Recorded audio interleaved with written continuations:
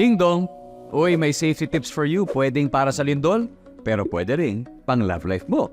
Number 1, iwasan maglagay ng mga babasagin sa mataas na lugar para iwas ma-fall kapag may malakas na lindol.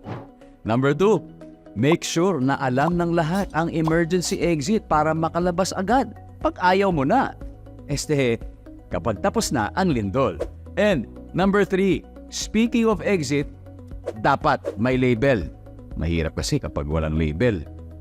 Ang fire exit, fire extinguisher at iba pang emergency equipment.